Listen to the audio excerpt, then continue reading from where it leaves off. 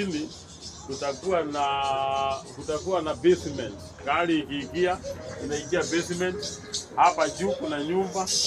Alafu sasa hiyo balcony itaenda hatimaye utaondoa hii mabati. Hiyo balcony itaenda huko juu kutakuwa na nyumba. Sasa hiyo nyumba mtumishi wa Mungu atakuwa anakaa hapo juu, anateremka chini kuhudumia watu wa Mungu. Alafu kuja na wewe, kujeni hapa tuonyeshe mapendo mametu kidogo hapa. Ukikuja hapa, sasa hapa unaona hapa. Hii ni ground nyingine hii. Hii ground bado ni yetu. Kutoka hapa ndio wole ya shati. Pale ukiangalia ile mabati kule imefika kule. Hiyo yote ni yetu hii. Hii yote ni yetu tu. Hizi show zilijengwa kitambo. Tunataka kuzipomoa tujenge show mzuri hapo.